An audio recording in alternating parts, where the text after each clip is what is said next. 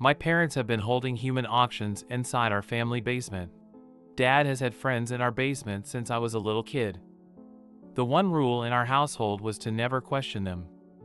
Ever. I remember being 6 years old, eating chocolate frosting in our kitchen. It was raining outside, and Mom was teaching me how to bake cookies. She was making shapes in the dough, and I was sneaking chocolate chips from the pack. It was warm and cozy, an upbeat song on the radio. I was feeding chocolate chips to my teddy bear when the sliding glass doors behind me opened, a violent blast of wind whipping my hair from my face. I only had to see the silhouette of my father to know he had brought friends. I didn't like it when Dad brought friends over. Especially new friends. Mom slammed the oven shut and switched off the radio, maintaining her smile. I let her gently pull me over to the dining room table, situating herself in front of me. I pretended not to notice my mother's frantic eyes, her lips silently telling me to stay as quiet as a mouse. Dad strode through the door, his arms wrapped around a girl who was soaking wet. Her shoes were filled with rainwater, squelching with every step. "Don't say a word," he grunted to the girl, pulling her further into the light. All I could see was a mop of dark blonde hair glued to her face. The girl seemed dizzy, like she was going to fall, swaying left to right, stumbling over herself. She moved like a puppet, one foot in front of the other. When my father made a hissing sound, her head jerked up, and I saw an identity. Pretty features and made-up eyes, a mouth that I knew was used to laughing, used to smiling, now hollow. She must be sick, I thought, casting my gaze to my lap. In the corner of my eye, two figures followed, shadows bleeding into reality under fluorescent light. This time, two men fell in step. No. They were younger, my older cousin's age. The three of them were college-aged. I glimpsed intricate black lines tainting one of the boy's arms, creeping all the way down to his wrist, entangling around his fingers. One of the boys staggered, and my dad barked at him to keep moving. My 6-year-old self never acknowledged the gun sticking into the girl's back. Or when he pushed the girl down through the basement door, protruding the gun into one of the guys' heads. Mom told me to look away. She told me to look at the pretty cookies she made in the oven. I followed her gaze, admiring my cookies. The one at the very edge of the tray was a funny-shaped heart. I could sense my sharp breaths, my hand clammy in my lap. The boy didn't move at first, coming to an abrupt stop. "Walk, kid," Dad ordered. Mom let out a hiss next to me, her hands tangling in her lap. The boy's voice surprised me, a low murmur. "And if I don't, old man," he sneered. "What are you gonna do to me?" I squeezed my eyes shut, counting my breaths. Daddy was just bringing his friends to play. I was suddenly too far aware of my father clicking off the safety. Back then, the click meant nothing to me. But looking back, this sound still gives me nightmares. "You know what I'll do." The boy dropped his arms to his sides, and with a reluctant hiss, followed my dad. Dad wasn't supposed to be friends with teenagers. His other friends were teenagers too. He took 3 girls into the basement several weeks prior, and they were yet to come back up. I was still waiting for them to appear, the knots in my tummy getting worse as the weeks went by. I liked Dad's other friends. They didn't have names, and even if they did, Dad refused to tell me. There was a hard-faced brunette, a dazed-looking freckly blonde who kept asking me where her parents were, and my favorite, who had pigtails like me until she lost all of her hair. I also nicknamed them Scary Eyes, Freckles, and Pigtails. When I asked Pigtails where all her hair had gone, her eyes darkened, but she didn't say anything. The 3 girls were sick, their colors reminding me of my favorite cartoon, Blossom. Freckles coughed splattered red into her hands. Bubbles. Pigtails couldn't walk straight, yellow froth bubbling through her lips and down her chin. Buttercup. Scary Eyes' teeth were black, like she had been chewing candy. I wondered if my dad's friends were dying. The girl's skin was pale, ghostly, almost translucent. When Mom and Dad were at work, sometimes the 3 came upstairs. They were getting sicker. Scary Eyes had to hold onto Pigtails, the two of them stumbling up the stairs. Freckles was wearing a metal crown thing that she couldn't tear off. Dad told me his friends were sick, and he was going to make them better. I thought they were going to run away, but they just ate cookies and drank soda like they hadn't eaten or drank in days, asking me questions I didn't understand. Freckles tried to call someone, but the phone was dead. Scary Eyes asked if I had a computer or cell phone, and I told her I wasn't allowed them because I was too young. She started to get mad, her expression twisting. How do we get out of here? I was too busy frowning at the line of black seeping from her nose. She swiped it away with her backhand, lips curling into a snarl. Well? Scary Eyes had a lot of nosebleeds. She asked me what her name was, and I told her it was Scary Eyes. I don't think she liked that response. She got angry, throwing a vase at me, though I don't remember her actually touching it or picking it up. I was standing very still, watching her swipe blood from her nose, and then my mother's favorite vase was flying into my face. Before it could hit me, the girl dropped to her knees with a cry, and the vase hit the ground, shattering into pieces. Pigtails hugged her, calming the girl down with whispered reassurances. Get off of me! Scary Eyes shoved her away, Wild Eyes landing on me. Why can't we leave? She demanded in a shriek. I told them I didn't know. Where's the off switch? Freckles could hardly stand up, her arms wrapped around her stomach, doubled over in pain. She tried to open the sliding glass doors, but they were locked. So was the door to the upstairs. The girls were scaring me. Scary Eyes was stifling a nosebleed, intense red seeping through her fingers. Freckles grabbed me, shaking me violently. Her face was slick red, too red, like she was painted in it. Kid, how the fuck do we get out of here? She's a kid, Pigtails said softly, go easy on her. It's not her fault. Then what are we supposed to do? They were my father's patients, I thought, as a naive 6-year-old. They were too sick to go home. Just like Dad told me. Pigtails gave me her ID card in secret. She told me to get help, squeezing my hands tightly, her blood-slicked hands were warm and wet. When I tried to tug away, she pressed her ID into my grasp, the plastic corner digging into my skin. Pigtails' eyes were glassy, seeping red streaked with black dripping from her nose. She was crying. You need to be brave for me, Rosie, because if you're not, we're not going to be okay. When I nodded, she wrapped her arms around me. Can you give this to the cops and tell them we're here? She whispered. That's all you need to do, sweetie. When I told Dad, he asked me to give it to him instead. Denial is a common side effect of their illness, he told me.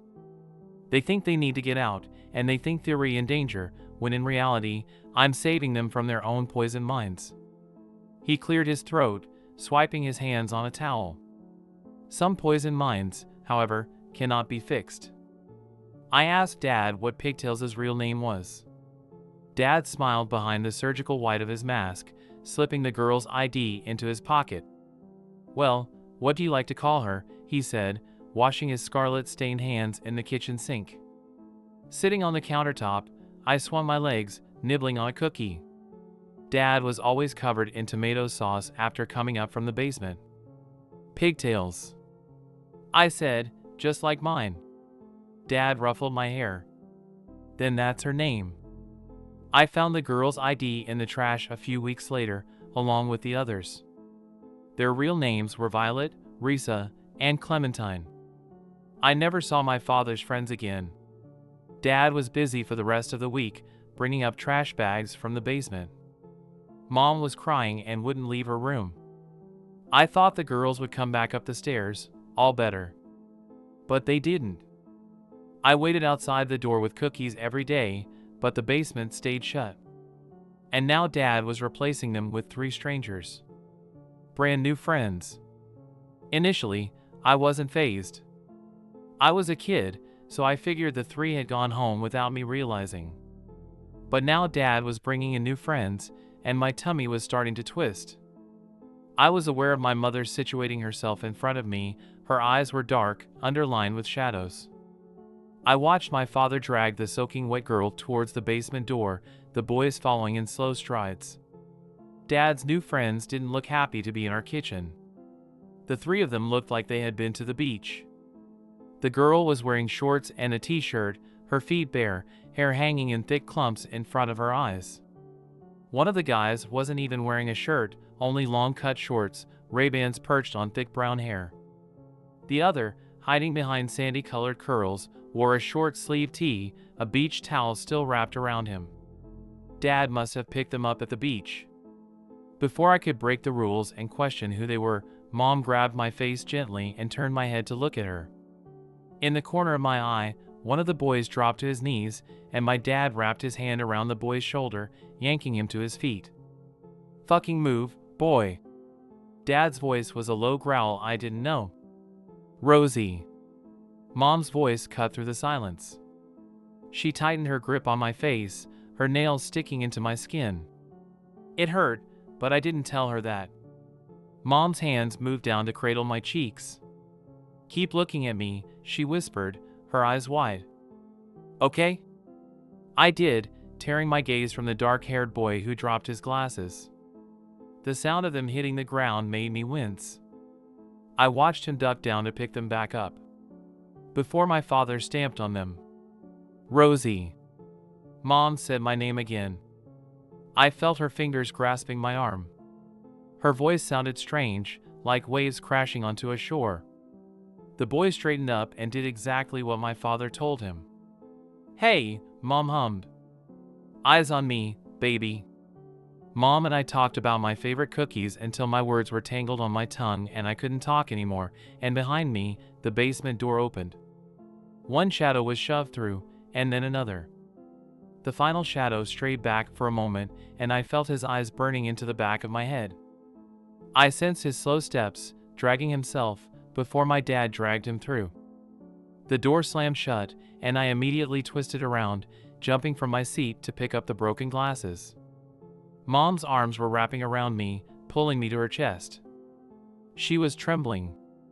"Okay, sweetie," her voice was the comfort I needed. "Why don't we decorate our cookies?" Dad's newest friends became a permanent part of our family. Their screams kept me awake at night. But Dad reassured he was just playing games with them. They didn't age. I turned 7 and then 8 years old, my birthdays coming and going, and Dad's friends looked exactly the same. Unlike with the others, I was allowed to talk to them.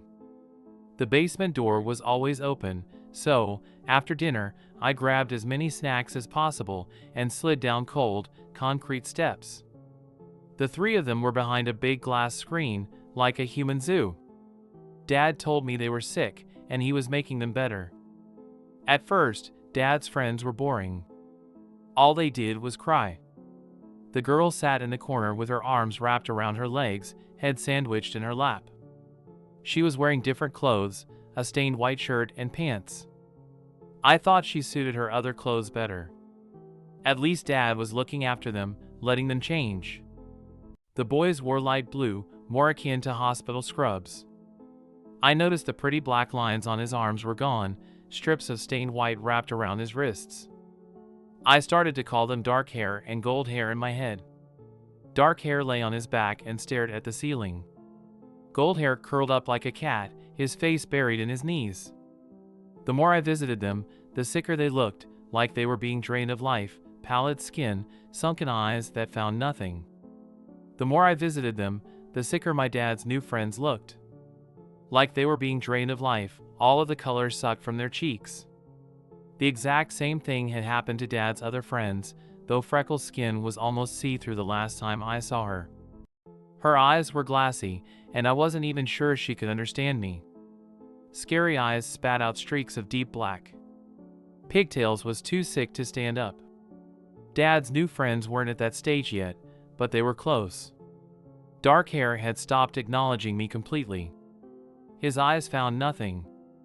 No one. Not even me when I kicked the glass. It was in their eyes too.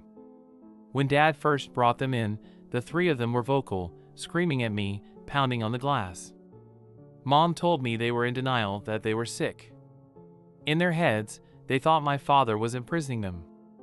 It is an illness of the brain, Rosie, she told me.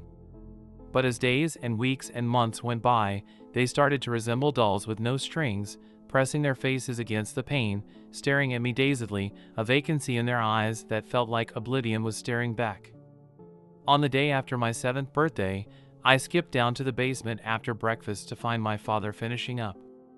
He pushed past me, grumbling at me not to get too close. I wanted to talk to dark hair about my favorite episode of Phineas and Ferb. But when I opened my mouth, I knew something was wrong.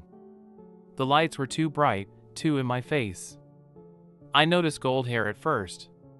He was sitting cross-legged, head tipped back.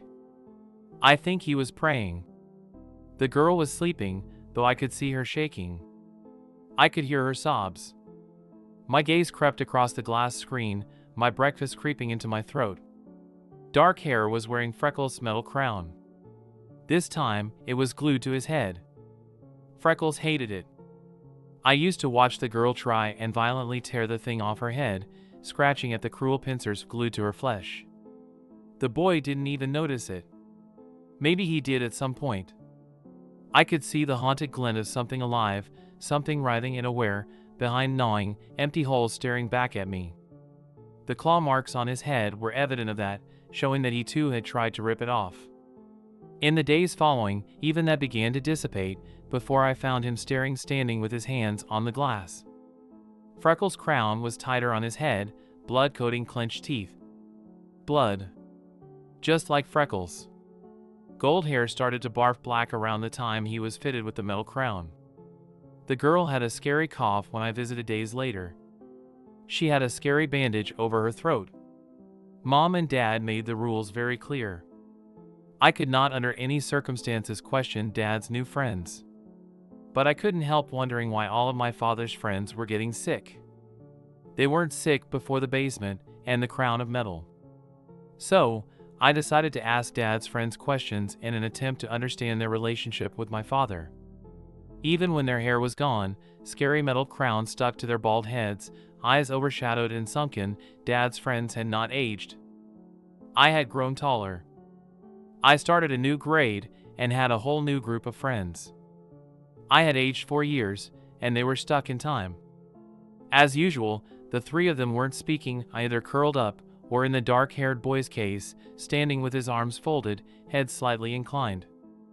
I noticed Candy seemed to get his attention, so I brought my secret weapon. Sour Patch Kids. I did bring them some of my 9th birthday cake, but after multiple attempts, I couldn't get it past the glass screen. I had been visiting them for 4 years, and they still looked exactly the same. Pressing my palm to the glass was my way of greeting the 3 without scaring them. "Who are you?" I asked, waving a Sour Patch Kid in front of them. I was met with blank eyes. Dark hair didn't even notice the gummy. I couldn't remember the last time any of them spoke. They did speak, and could. I could hear them at night, screaming, their banshee wails rattling my skull. They screamed for death, begging my father to stop. I wrapped a pillow around my head, burying under my blankets. Dad was fixing them, and fixing hurt. "Hello?" I knocked gently on the glass, popping the candy into my mouth. "Can you guys tell me your names?" No response. Dark hair was staring at me like I was a space alien, his head slightly inclined. The others were sleeping as usual, snoozing together. So, I tried again. "Were you going to the beach?" I asked, and to my surprise, Dark hair's expression twitched, his eyes flickering. His half-lidded eyes found me, dazedly. "The beach?" I repeated, reveling in the sudden spark in his eyes. This was progress, after nothing for so long. "Is that where my dad found you?" Dark hair blinked, his fists tightening. "Coach, Ella." I frowned. "What's that?" The boy shook his head, a thin line of red dripping from his nose. "Coachella." His voice was a croak, eyes widening, like he was waking up from a long dream. The boy's gaze flicked behind me, like he could see something I couldn't. We need to get to Coachella, right?" His hands bunched into fists. We were on our way to Coachella. I still need to buy my ticket, the girl giggled into the floor, and we haven't figured out where we're staying. The hotel, moron. Blonde hair sat up suddenly, a small smile pricking on his mouth. It didn't match his eyes.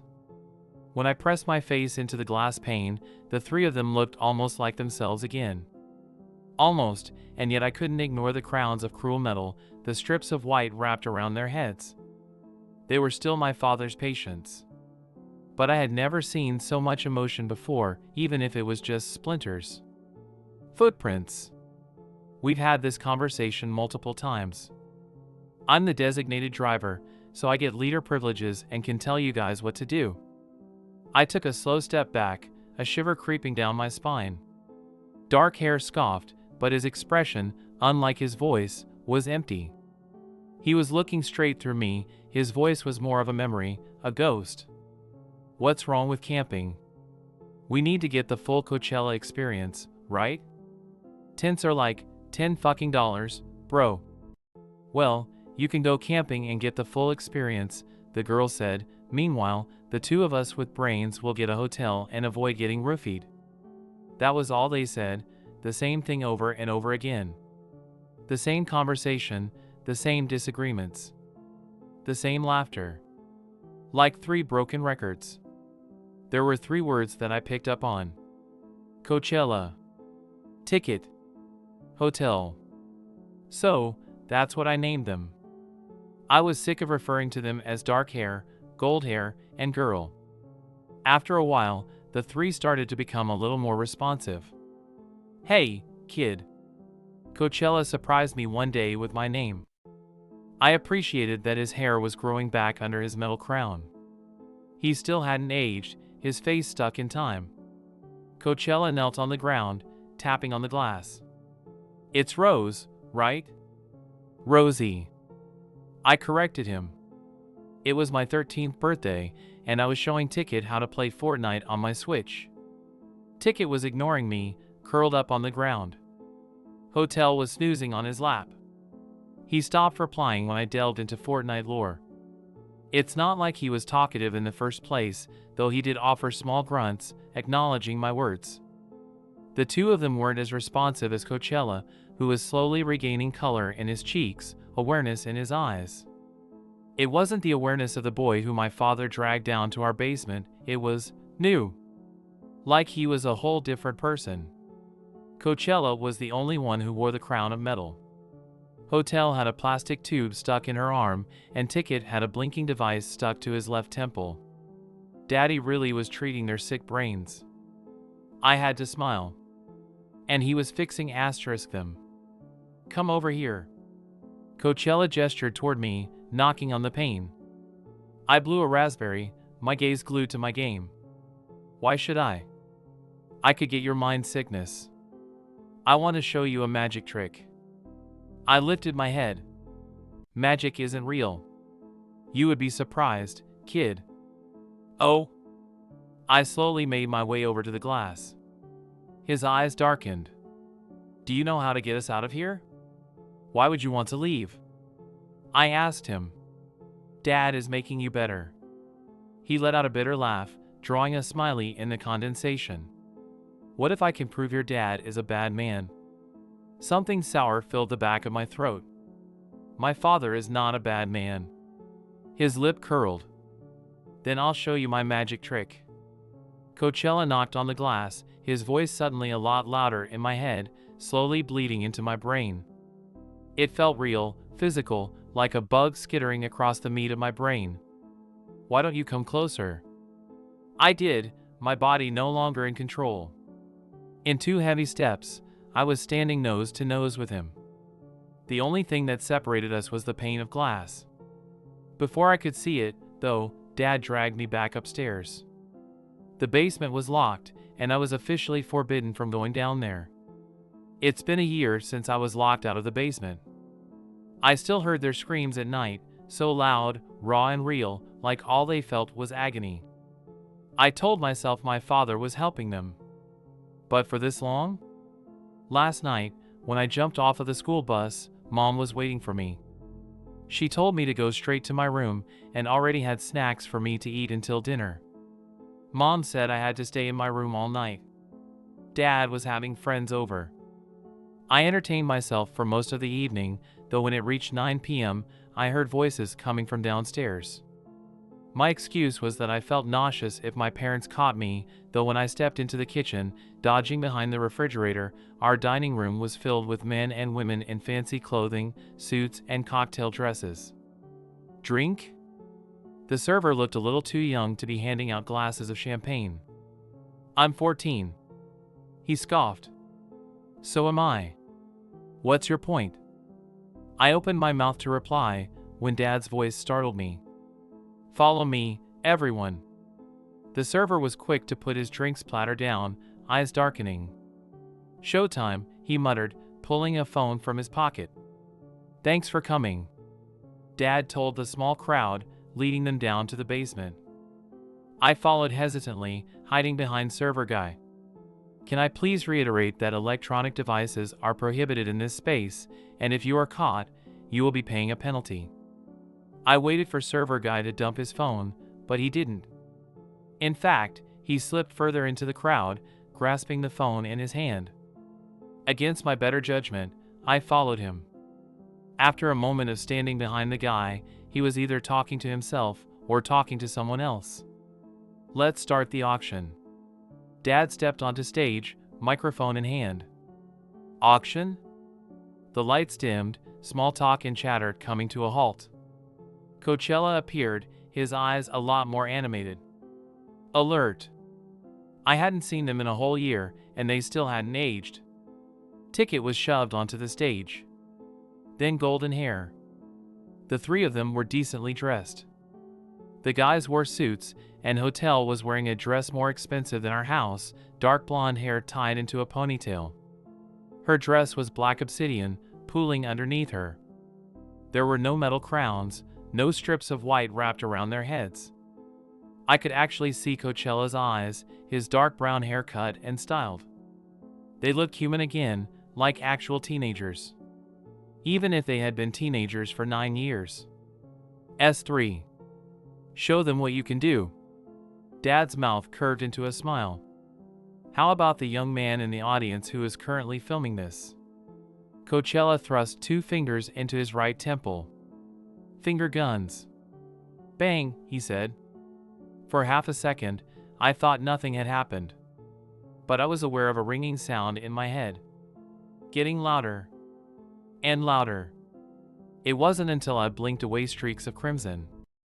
My shaking hands coming up, to cradle my own face. When I realized the server was gone, lost in a vivid explosion of red. His phone was on the ground, still connected to someone, the screen cracked. Someone shoved me back, picking up the phone. I felt so small, so tiny, insignificant. Disgusting, as my father's daughter. Was our guest live streaming? Dad asked the man. Nope. The man stuffed the phone in his pocket. Just normal iPhone footage, sir. Good. Then let's continue with the auction. I stood frozen for what felt like a century, staring at the boy's torso and what was left of his head, a sludge of pinkish red poking from pearly white. The ringing sound in my ear turned shrill, and a screech clawed its way up my throat.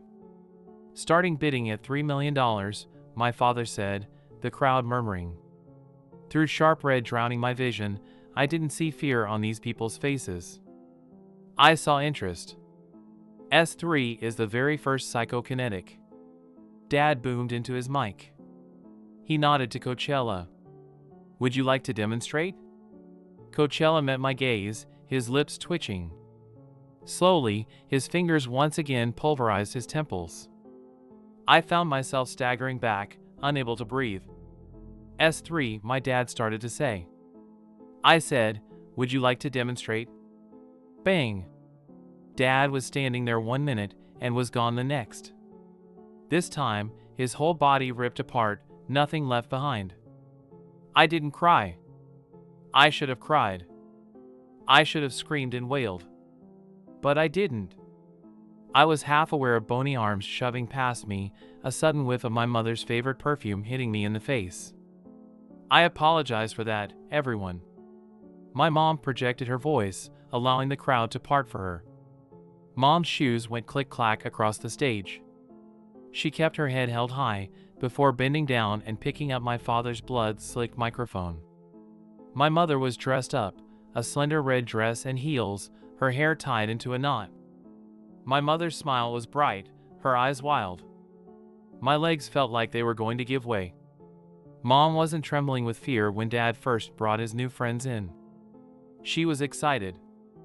Thinking back, the way she squeezed me to her chest, her shaking hands going to my cheeks.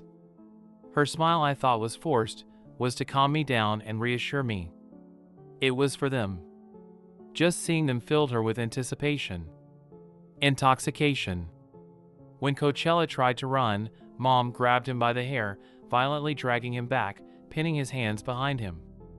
As my husband was saying, she said hurriedly, flashing the crowd a glittering smile. "Let's start." "Let me go!" Coachella shrieked, "You fucking bitch." She slammed her hand over his mouth, forcing the others to their feet. Starting bidding at $4 million, she gasped out. "Going once." "Call the police." Coachella muffled to me. "Tell them my name is." Mom kicked him in the face, forcing Coachella to the stage. When he jumped up, she whipped out a gun, sticking the handheld in his temple. "Starting at $3 million, she said loudly. "Anyone want to go higher?" When a suited old man in the audience raised his hand, announcing a price, I felt sick to my stomach. $5 million. A woman in a fur coat raised hers. $5.4 million. Mom dragged Coachella back, her eyes finding mine. "Go upstairs, Rosie." I did. I can still feel blood on my face, even now, after so many showers. Right now, the basement is still out of bounds. The auction has been going on for 3 days, and blood still coats the basement floor. Expensive heels tread in human remains, congealed blood. Mom keeps smiling. And these psychos don't even care. I'm so scared.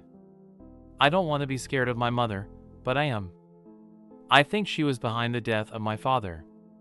I don't know what to do. I'm sitting here and can't stop shaking. I feel sick. Mom acts like nothing happened, but I'm not allowed to go outside on my own. I can go to school, but only accompanied by my cousin. Mom took my phone, but I found my old one in my drawer. Coachella was right.